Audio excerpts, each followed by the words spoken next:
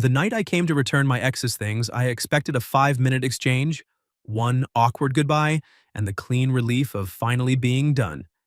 Instead, her roommate opened the door barefoot, wearing an oversized gray sweater with mascara smudged under one eye and my ex's apartment key in her hand. Then she looked at the box in my arms and said, "She's gone." I stared at her. "What do you mean, gone?" Mara Vale stepped aside just enough for me to see past her into the apartment. Half the living room was empty. The framed prints were off the walls. The little white bookshelf that used to lean near the window was gone. The blue chair Lena bought because she said it made the room feel European had disappeared too, which was funny because it had come from a discount store in Queens and squeaked whenever anyone sat down. My ex had vanished from the apartment with the same quiet efficiency she had used to vanish from our relationship. Mara watched my face, not cruelly, carefully. "She moved out this morning," she said. I shifted the box against my chest. "She knew I was coming tonight." "I know." "She texted me yesterday." "I know." "She said 7. Mara nodded once. "I know." There are moments when humiliation arrives slowly, like your brain is giving your pride a few extra seconds to leave the room first. This was one of them.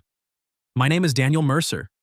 I was 32, a project manager for a restoration company in Brooklyn, and I had spent the last 3 weeks packing Lena's things into one cardboard box because apparently dignity after a breakup includes returning a curling iron, 2 sweaters, a cookbook she never opened, and a framed photo of us from a wedding where we were already lying with our smiles. Lena and I had been together for almost 2 years, long enough to have routines, not long enough to survive the truth. The truth was simple. She liked being loved more than she liked loving back. I didn't understand that at first. At first, I thought she was guarded, busy, complicated. A woman with ambition, taste, and a talent for making every room feel like a place I had to earn permission to enter. Then I started noticing how often I apologized when I had done nothing wrong. How often plans changed because her mood changed. How often I left her apartment feeling like I had auditioned for the role of boyfriend and failed the callback. Mara had been there for most of it. Not in the middle. Never that. She was Lena's roommate, not my friend. At least officially, but she was the one who opened the door when Lena was late. She was the one who handed me coffee once after Lena forgot we had dinner plans and stayed out with coworkers instead. She was the one who said, very quietly, "You don't have to wait in the hallway," like she was offering me shelter from more than bad weather. Mara was nothing like Lena. Lena entered rooms like she expected them to rearrange around her. Mara entered quietly and noticed what everyone else missed. She worked nights as a hospice nurse, painted small watercolor birds on her days off, and had a dry, soft way of speaking that made even sarcasm feel like it had washed its hands first. The first time I really talked to her, Lena was 40 minutes late and not answering her phone. Mara found me sitting on the stairs outside their building with flowers on my lap like an idiot in a public service announcement about misplaced hope. "She's probably still at drinks," Mara said. I looked up. "That obvious?" "The flowers are losing confidence." I laughed because I didn't know what else to do. She sat 2 steps above me, leaving careful distance. After a minute, she said, "For what it's worth, they're nice flowers. She likes peonies. She says she likes peonies." I looked at her. Mara shrugged. "She throws them out after 2 days because they drop petals." That should have told me more than it did. Over time, Mara became the person I accidentally trusted. Only in small ways. A 5-minute conversation while Lena finished getting ready. A shared look when Lena made a joke that cut too close. A quiet drive safe when I left after another evening, where I had said less than I felt. Nothing inappropriate happened. Not once. Honestly, that was what made it worse. Because sometimes restraint creates more intimacy than betrayal ever could. Then Lena broke up with me in a restaurant. Not dramatically, she waited until after the appetizers, which felt both cruel and financially strategic, then told me she needed a life that didn't feel so heavy. I asked what that meant. She said, "You're wonderful, Daniel, but you want everything to matter." I remember looking at her across the table and realizing she thought that was a flaw. The next day, Mara texted me. Just one line. I'm sorry. You deserved better than that. I stared at that message for a long time. Then I deleted the thread because keeping it felt dangerous. Now, 3 weeks later, I was standing in Lena's doorway with her things in a box and Mara looked like she had not slept. What happened? I asked. Mara leaned one shoulder against the doorframe. She got a sublet in Los Angeles. Los Angeles? Apparently. She didn't mention Los Angeles. She didn't mention the movers either. I looked past her again. The apartment felt wounded. Not empty exactly, more like someone had taken the loudest parts and left the quiet ones behind. Did she leave you with the lease? Mara's expression changed. Small. Enough. That was when I understood her mascara, the sweater, the key in her hand. She did, I said. Mara looked away. It's handled. That means it isn't. It means I am currently pretending it is. I set the box down just inside the doorway. Mara. She flinched a little at her name, not because I said it harshly, but because I said it like I knew her. Maybe I did. Maybe that was the problem. She told me to give you this, Mara said, holding out an envelope. I took it. My name was written on the front in Lena's neat, elegant handwriting. Inside was a note. 3 sentences. Daniel, I thought it would be kinder not to do another goodbye. Leave my things with Mara. I hope you find someone who wants the same kind of life you do. I read it twice. Then I folded it carefully because tearing it in half would have made me look like I still wanted an audience. Mara watched me. I'm sorry, she said. I looked up at her. And suddenly the strangest part of the night was not that Lena had left. It was that I felt less abandoned standing in front of the woman she left behind. Mara wrapped her arms around herself. You don't have to go right away, she said. The hallway seemed to narrow. What? She looked embarrassed now, like she had said more than she meant to. I mean, it's raining, and you carried that box across town, and I just made coffee because I didn't know what else to do with my hands. A faint, tired smile touched her mouth. She's gone, Daniel. Then softer. You can stay. I should have left. That was the correct answer. A man with any sense would have placed the box inside the door, handed over the last ugly little duties of a dead relationship, and gone home to sit with his humiliation in private. Instead, I stood there holding Lena's note while Mara waited in the doorway, wearing that oversized gray sweater and looking like someone had been abandoned so quietly she was still deciding whether she was allowed to call it pain. Rain hit the fire escape outside. Somewhere above us, a neighbor's television murmured through the ceiling. I looked at the box on the floor. She left you with the lease. Mara gave a small laugh. You say that like repeating it makes it less stupid. Does it? No. How long? 3 months. I stared at her. She moved to Los Angeles and left you with 3 months of rent? She paid part of next month. That's not generous. That's evidence. Mara's mouth almost curved. Almost. Then she rubbed one hand over her face and stepped back into the apartment. Come in before I feel worse about offering coffee to my ex-roommate's ex-boyfriend in a hallway. That sentence should have made me leave. It didn't. I picked up the box and followed her inside. The apartment felt different without Lena's things, smaller but not worse. The space near the window where the blue chair used to be was empty. A rectangle of cleaner paint marked where a framed print had hung. On the coffee table sat one mug, a folded lease, a calculator, and a notepad full of numbers written in Mara's careful handwriting. She saw me looking. Don't judge the math, she said. It has been through a lot tonight. I'm judging the person who caused the math. That's fair. I set the box near the wall. Do you want me to take it somewhere else? No, I'll mail it when she sends an address. She didn't leave one? She left an email. Mara walked into the kitchen. Very modern, very useless. I followed as far as the doorway. The kitchen was tiny, with yellow light over the sink and a kettle steaming on the stove. Mara moved carefully, like if she kept her hands busy enough, the rest of her might not collapse. I knew that kind of movement. I had used it for 3 weeks. She took down a mug and paused. Coffee? Yes. You don't have to say yes just because I offered. I know. You can also leave after. I know that too. She looked at me then, and the room shifted again. Not romantic. Not yet. More dangerous because it was honest. Two people left behind by the same woman standing in the kitchen she abandoned, pretending coffee was a normal response. Mara turned away first. She told me not to make a big deal out of it, she said. Lena? Who else has that talent?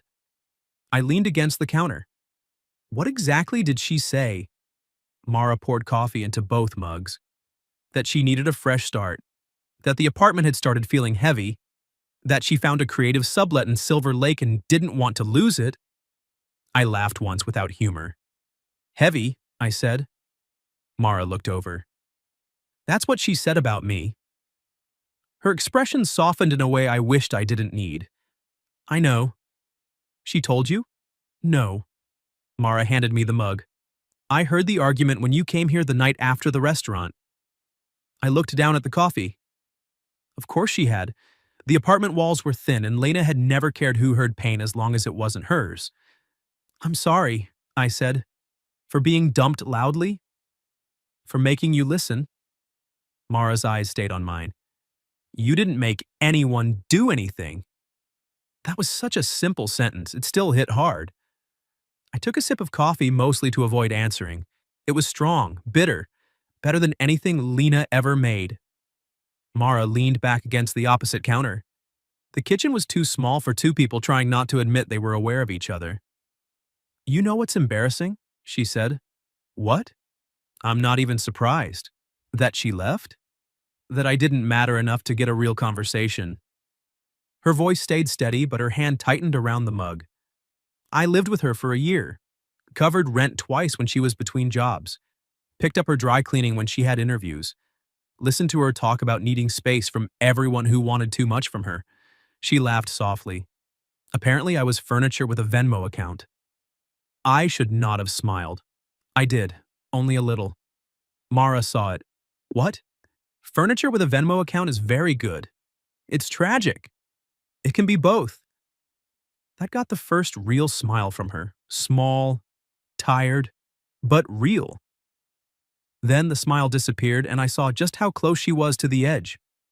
She left me the plants, she said. I looked toward the living room. Several plants remained near the window, drooping in various stages of betrayal. Were they hers? Yes. Does she know you work nights and forget to water things that don't beep? Mara blinked. Then she laughed. Not softly this time. A real laugh that broke out of her before she could stop it. The sound changed the kitchen. It made something in me unclench. She covered her mouth with one hand, embarrassed. Sorry. No, keep going. The plants need accountability. They do look abandoned. They are living metaphors. Don't say that. I'm not emotionally stable enough for plant symbolism. We both laughed then. For maybe 10 seconds, the whole awful night became absurd instead of humiliating. Then silence came back. But it was different now, less sharp. Mara looked down at her mug. I shouldn't have said you could stay. I stopped smiling. Why not? Because it sounds wrong. Does it feel wrong? She didn't answer right away. The rain kept hitting the window. Finally, she said, no. That word sat between us, quiet, unprotected. I set my mug down slowly. Mara. She looked up. I don't want this to become some weird rebound grief triangle. Good, she said, because that sounds exhausting and badly lit. I mean it. No. Her voice softened. I didn't ask you to stay because I want something from you. Then why did you? She looked toward the half-empty living room. Because when she left, Mara said, the apartment felt like proof that I had been easy to walk away from. Her eyes came back to mine. And when you stood in the hallway with that box, you looked like proof of the same thing. That hurt. Because it was true. She took a breath. I didn't want either of us to go sit alone with her version of the story. I had no clever answer for that. So I gave her the only honest one I had. Then I'll stay for one coffee. One coffee, she repeated.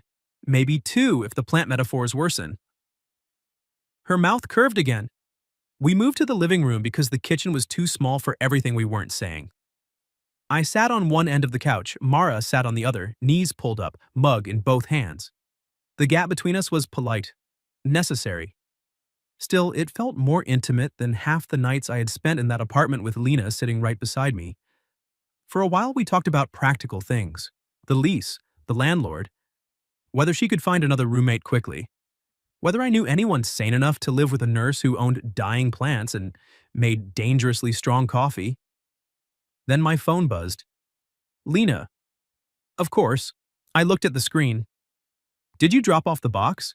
Please don't make tonight complicated. I stared at the message.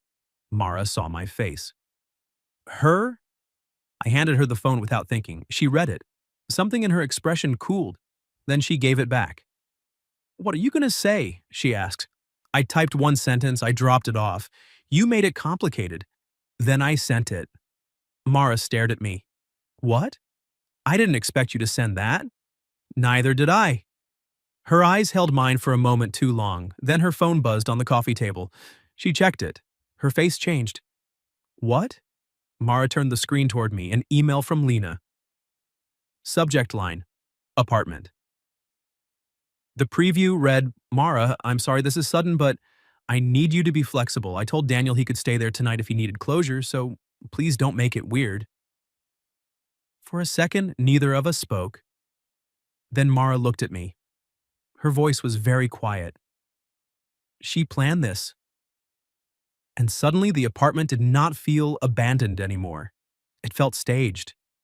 Mara read the email again. Then again. Like the words might become less insulting if she stared at them hard enough. They did not. I told Daniel he could stay there tonight if he needed closure, so please don't make it weird. There was something almost impressive about Lena's ability to leave a city and still rearrange the emotional furniture from 3,000 miles away. Mara set her phone on the coffee table with too much care. That's why she told me not to go to my night shift, she said. I looked at her. What? She texted this afternoon. Said maybe I should call out because you were coming by and might be upset. She made it sound like she was worried about you. I stared at her. She told you to stay here? Mara nodded once. And told me to come at 7. Yes. And moved out before I got here. Yes. The room went quiet. Not romantic quiet. Ugly quiet.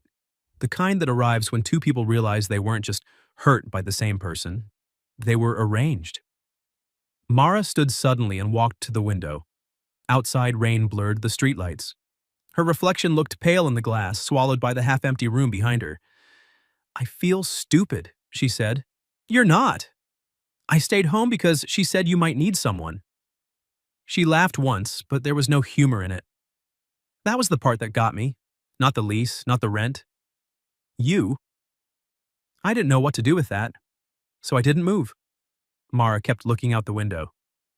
She knew I'd care. That sentence hit differently, because it wasn't only about manipulation. It was about being seen in the worst possible way. Lena had noticed Mara's kindness and used it like a spare key. I looked at the box on the floor, her things, her note, her unfinished obligation stacked neatly in cardboard. Then I said, we should not answer tonight. Mara turned. What? No more texts, no more emails, no defending ourselves to someone who created the mess and then asked us not to make it complicated. Her how are you face softened, but only a little. That sounds healthy. I'm experimenting. Dangerous. Very. Her phone buzzed again. We both looked at it. Another email. Mara didn't pick it up. Good. Then my phone buzzed. Lena? Daniel, I'm asking you to be mature. Mara is sensitive, and I don't want her reading too much into you being there. I showed Mara. Her expression changed. Not hurt this time. Anger. Quiet, clean anger. She called me sensitive. I think she called both of us inconvenient. Mara walked back to the couch, picked up her own phone, and opened the lease document on the table. No more emotional replies, she said. I sat up. What are you doing? Something practical before I start yelling into the weather. She spread the lease, Lena's email, and the calculator across the coffee table. The nurse disappeared for a second and a woman with a problem to solve took her place. She's on the lease until the end of the term, Mara said. She can leave. She cannot just invent a graceful exit and hand me 3 months of rent. You want to talk to the landlord? Tomorrow, not tonight. Tonight I want to know exactly what she owes. I moved closer, still leaving space. I'm good with contracts. She glanced at me. Restoration contracts, I added. Not emotional sabotage contracts, but still. That almost made her smile. Almost. So we worked.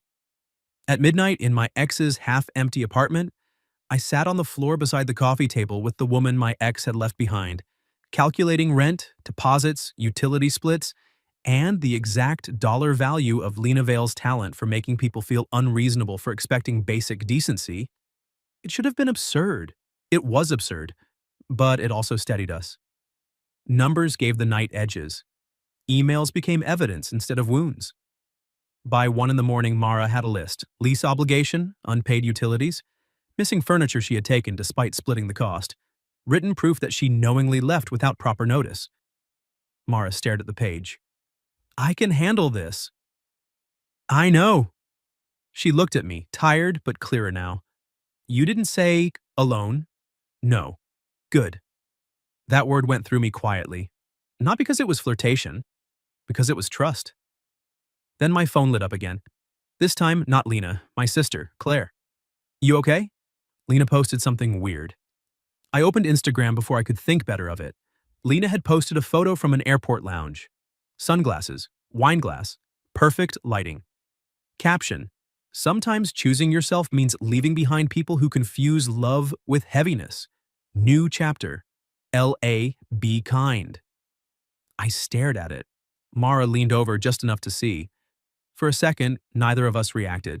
Then she whispered, "Wow." That one word carried enough exhaustion to fill the room. I closed the app. Mara sat back, hugging her knees. She's already turning it into a story, she said. Yes. And in her story were the weight. I looked at her. The apartment was quiet now. Rain, old pipes, the soft hum of the refrigerator. The kind of quiet where people either lie or finally stop. No, I said. In her story were the people she left before we could ask for honesty. Mara's eyes lifted. That's not the same thing. She held my gaze for a long moment, then something in her face broke open, not completely, just enough for the truth underneath to show. I was in love with her once, she said. I went still. She looked down immediately. Not when you were together, before, briefly, stupidly, she knew. I think she liked knowing. Her voice tightened. Then she brought you home and I got over it slower than I should have. The room shifted under me. Not jealousy. Something more complicated. Because suddenly the kindness, the distance, the carefulness, everything had another layer. Mara looked miserable. I didn't tell you because it wasn't yours to carry. I nodded slowly. Thank you, I said. She blinked. For what? For not turning your hurt into mine. Her eyes filled, but she held steady. Then she said very softly, I think that's why I liked you before I let myself admit it. The words landed between us, quiet and irreversible. Before I could answer, there was a knock at the door. Both of us froze. Another knock. Then a woman's voice from the hallway. Mara, it's Mrs. Alvarez. The landlord just called me. She says Lena gave notice that you're vacating too. Mara's face went pale. The night had just found a new way to get worse. Mara opened the door with her face still pale. Mrs. Alvarez stood in the hallway in a quilted robe, silver hair pinned back, phone in one hand, and suspicion in both eyes. She lived across the hall and knew everyone's business before the mail did. What do you mean Lena gave notice? Mara asked. Mrs. Alvarez looked past her and saw me sitting on the floor by the coffee table surrounded by lease papers and Lena's abandoned box. Her eyebrows rose. I stood too quickly. This isn't... I am too old to care what this is, Mrs. Alvarez said. I care about rent and locks and people leaving furniture by the trash. Mara blinked. Then, despite everything, she almost laughed. Mrs. Alvarez stepped inside without waiting for permission.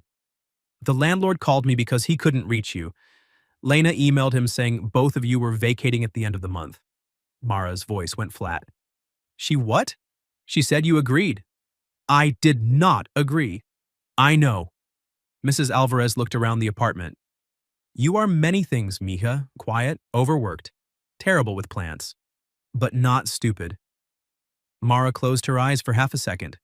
That tiny kindness hit her harder than the insult probably would have. I reach for the lease. Do you have the landlord's number? Mrs. Alvarez looked at me. And you are? I hesitated. Mara answered before I could. He's Daniel. That was all, not Lena's ex. Not a problem. Just my name. Mrs. Alvarez studied me for a second, then handed me the number. Daniel looks angry, she said. I'm trying to be constructive. Men always say that before sending emails. Mara actually smiled. Good, we needed one. The landlord picked up on the third ring, already defensive. His name was Paul, and within 30 seconds it became clear that Lena had done what Lena always did. Provided just enough information to make herself look reasonable, and everyone else look difficult. She said both tenants were leaving, Paul said. Mara stood beside me, shoulders tight. I never said that. She copied you on the email. I was copied after she sent it. Well, I already have a showing scheduled tomorrow afternoon. Mara went still. That was the moment I heard her breathing change. Not panic. Rage, trying to stay polite. I held the phone toward her. She took it. Paul, she said, voice quiet enough to sharpen the room. I am on the lease. I have not given notice. I have not agreed to vacate. You do not have permission to show this apartment tomorrow, and if you enter without proper notice or consent, I will put everything in writing before breakfast. Mrs. Alvarez smiled like she had just seen a niece win a spelling bee with a knife. Paul stammered. Mara did not.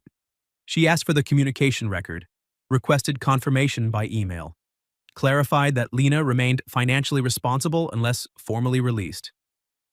Said the words, tenant rights, with the calm of someone who had spent years translating other people's panic into precise language. By the time she ended the call, the apartment felt different. Not safe, not fixed, but no longer surrendered. Mara handed me the phone. Her hand was shaking. I noticed. She noticed me noticing. Don't say anything kind, she said. I was going to say that was terrifying. That's acceptable. Mrs. Alvarez nodded. Good girl. Mara looked like she might cry again, but she didn't. Instead, she said, I need to email him. I'll help, I said, then corrected myself. If you want. She looked at me. That distinction mattered. I want, she said. Mrs. Alvarez left after making Mara promise not to let anyone bully her out of the apartment. At the door, she looked at me and said, You don't make trouble worse. I'll try not to. That is not a promise. No, ma'am. She seemed satisfied by the honesty and left. For the next hour, Mara and I built the cleanest email I had ever helped write. Dates, lease clauses, screenshots, Lena's notice, Mara's non-consent, request for confirmation. No insults, even though several were deserved. When she finally sent it, she leaned back against the couch and stared at the ceiling. I should feel better. You stopped a showing, documented the lie, and made your landlord nervous at 2 a.m. That's not nothing. It still feels like she keeps reaching into the room. I looked at the box. Lena's sweaters, Lena's curling iron, Lena's note, Lena's ability to turn other people into loose ends. One. Then I stood, picked up the box and carried it to the entryway. Mara sat up. What are you doing? Moving her out of the center of the apartment. I placed it beside the door, not dramatic, just enough. When I turned around, Mara was watching me with an expression I couldn't read. What? I asked. She always made people orbit her, she said. Yeah. You just moved the planet. I smiled faintly. Seemed overdue. The rain had softened by then. The apartment was still half empty, still full of problems, still technically the place my ex had staged one final emotional mess. But Mara looked less like someone left behind. She looked like someone standing in the wreckage and deciding what belonged to her. I checked the time. It's almost 3. You should go. The sentence came out automatic. We both heard it. Mara looked down. I didn't mean that. I know. I mean, you can, obviously. You should sleep. You have a life that does not involve emergency lease warfare. My life is flexible. That sounds fake. It is, but I'm staying anyway if you want me to. Her eyes lifted. There it was again. The dangerous simplicity of the word stay. She stood slowly. Daniel, I don't want to become the person you choose because Lena hurt you. You're not. You don't know that yet. That was fair. Pain makes everything look like shelter if the light is soft enough. So I did not step closer. I know this, I said. I felt more seen in one bad night with you than I did in 2 years trying to be enough for her. Mara's mouth parted slightly. I kept going before fear edited me into something safer. And I know I don't want to use that feeling carelessly. Her eyes filled. Not like before. This was different. Less wounded? More afraid of hope? She whispered, I liked you before tonight. The room went still. I tried not to, she said. I had good reasons, then bad reasons, then no reasons except fear. I looked at her. Mara, if you kiss me tonight, she said, voice trembling, I need it not to be because she left.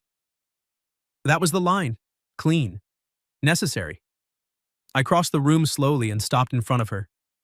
Close enough to feel the question, not enough to take the answer. Then I won't kiss you tonight, I said. Her face changed. Surprise first, then something softer, deeper. I touched her hand once, just briefly. Ask me tomorrow, I said. Mara looked at our hands, then back at me, and for the first time all night, her smile had no apology in it. Stay on the couch, she whispered. I nodded. 1 couch. 1 coffee in the morning. Maybe 2 if the plants look worse. They will. Then 2. She laughed quietly, and the sound made the apartment feel less abandoned. A few hours later, just before dawn, I woke on the couch to the sound of Mara in the kitchen. She stood by the window in the same gray sweater, reading something on her phone. Her face had gone cold. I sat up. What happened? She turned the screen toward me. A new email from Lena. I need you both to stop acting like victims. I did what was best for everyone. Mara looked at me. This time, she wasn't crying. She was done. Tomorrow, she said, we answer properly. Mara did not answer Lena's email right away. That was the first sign that something had changed. The old version of the night would have answered immediately. Defended, explained. Tried to make Lena understand the damage she had caused, as if understanding had ever been the missing ingredient. But Mara just set the phone on the kitchen table, poured coffee into 2 mugs, and said, I'm going to shower before I write something legally useful instead of spiritually satisfying. That sounds like growth. It feels like indigestion. By 9, we had 3 things ready.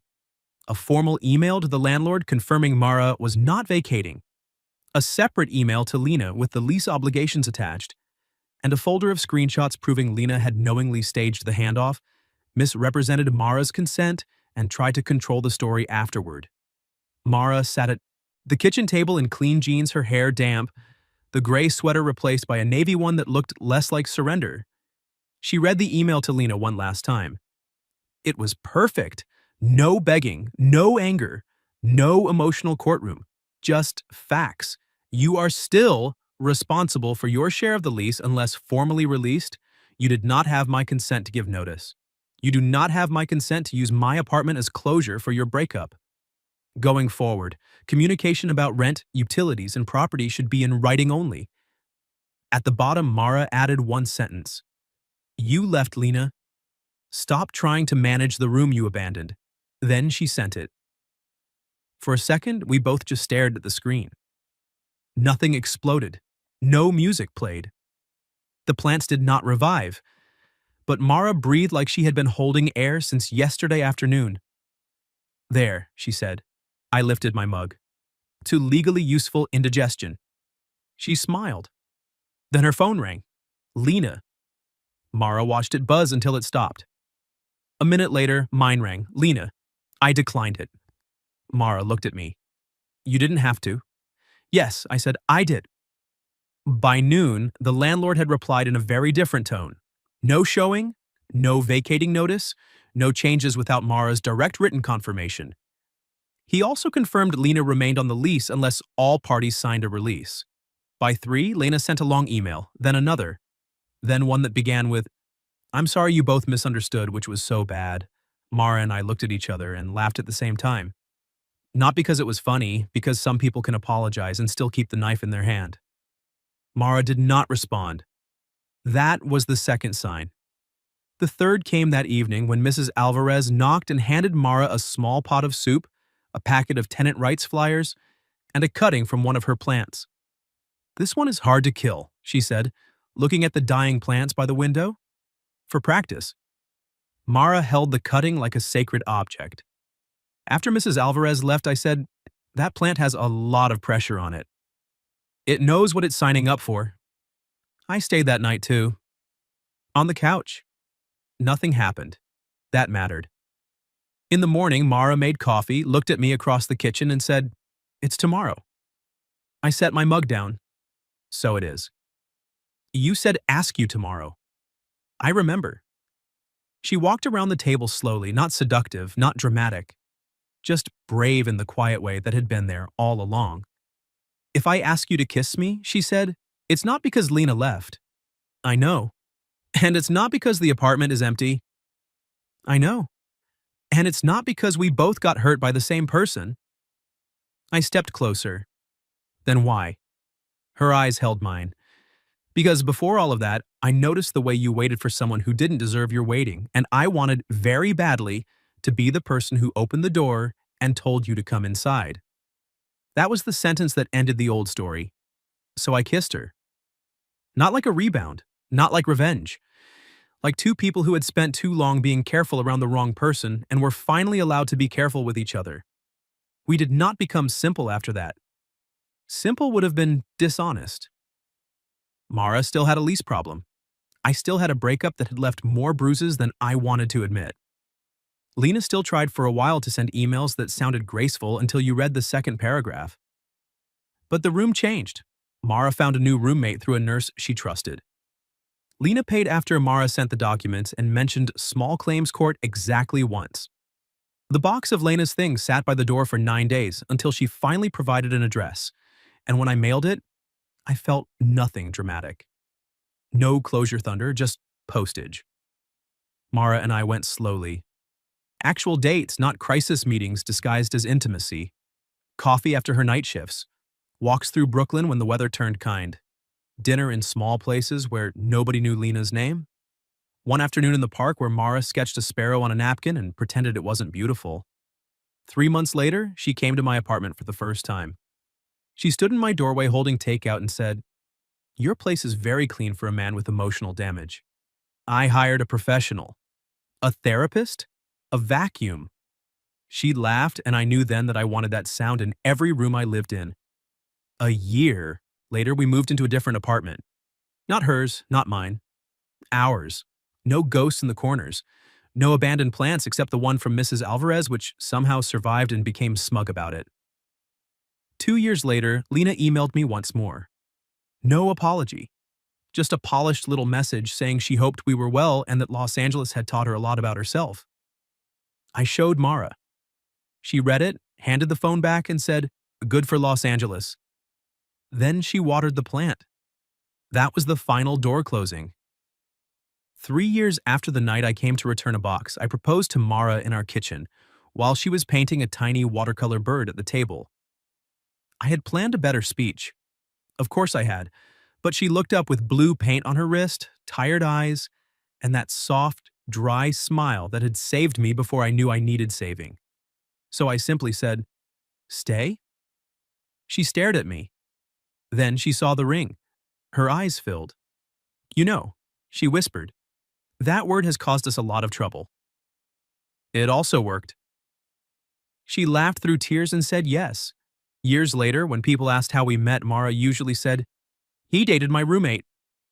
I'd say, briefly, unfortunately, Then Mara would add, "He came to return a box."